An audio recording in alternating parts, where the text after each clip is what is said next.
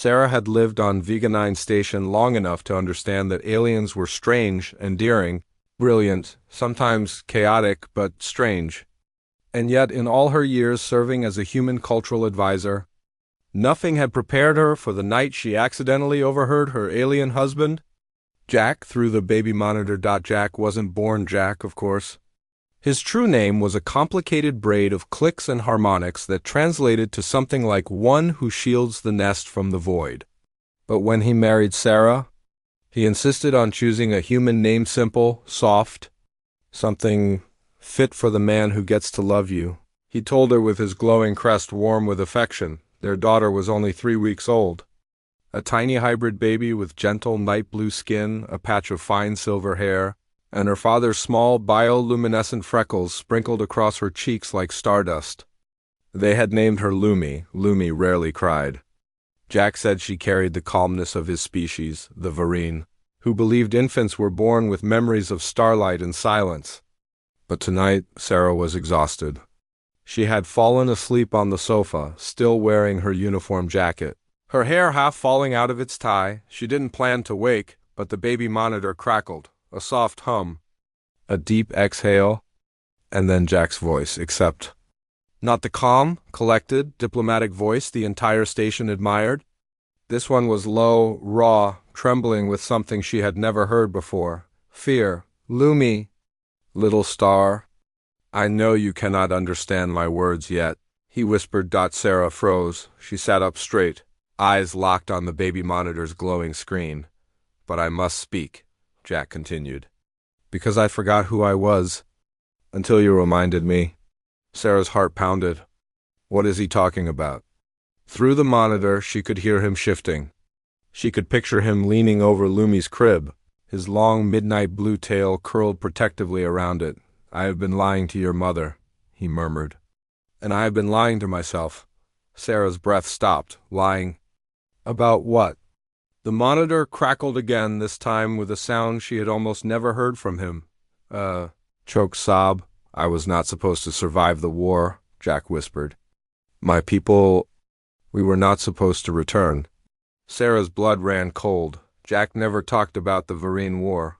She only knew fragments loss, exile, scars hidden beneath bioluminescent markings.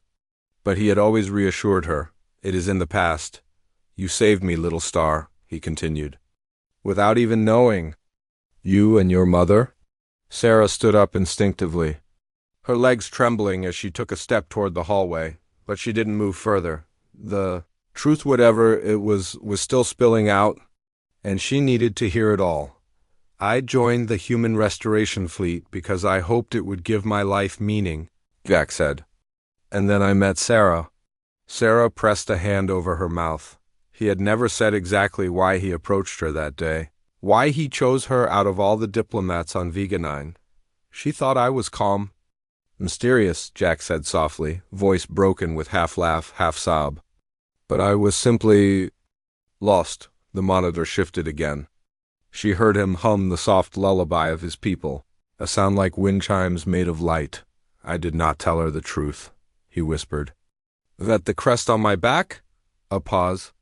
Is dimming. Sarah's knees nearly gave out among the Varine. A dimming crest wasn't a cosmetic issue. It meant a slow collapse of the life force. It meant dying. Jack exhaled. I thought I had months. A year at most. I didn't marry her to leave her alone. I married her because loving her made me forget I was fading. Sarah's heart shattered.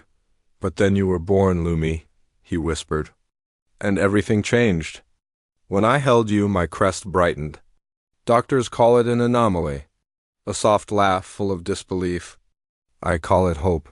Sarah stared at the monitor, tears spilling silently. Hope. Her alien husband, the strongest man she knew, had been dying in silence until the touch of their newborn daughter revived him. I don't deserve you, Jack murmured.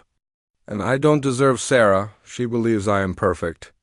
But I am only trying.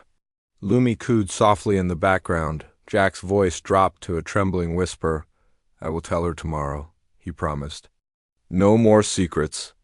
No more fear. She deserves the truth. Until then, Sleep, little star. You saved your father's life without ever knowing. The monitor clicked.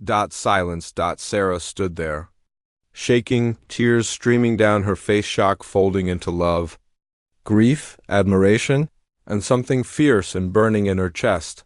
She walked toward the nursery. When she reached the doorway, she saw Jack leaning over the crib, the faint glow of Lumi's freckles lighting his face. His crest glimmered brighter, stronger than she had ever seen it. "Jack?" she whispered. He spun around, eyes wide, crest flaring in alarm. "You didn't hear that, did you?" Sarah crossed the room and cupped his face with both hands, tears still fresh but her voice steady. "I heard everything," she said. "And you're not facing this alone?" "Not anymore." Jack swallowed hard, his throat tightening. "Sarah, I wanted to protect you." "You protect me by telling me the truth," she replied softly. "And Jack," she placed his hand over her heart, "you think Lumi saved you? But you saved us first. You gave us a home, a family, a future." His eyes shone, two galaxies trembling, the nursery filled with a deep, humming warmth as his crest brightened even further, glowing like sunrise over the void. "Then let us face the future together," he whispered, pulling her close. Sarah nodded. "Together." Behind them, Lumi made a tiny chirping sound, half human giggle, half Aryan trill. The glow of her freckles shimmered brighter, dancing like scattered stars, and in that small nursery on Vega 9 Station, something extraordinary happened. 3 different worlds, human, alien, hybrid, beat as one, a family stronger than fear, a future brighter than war, and a love powerful enough to light the darkest galaxy.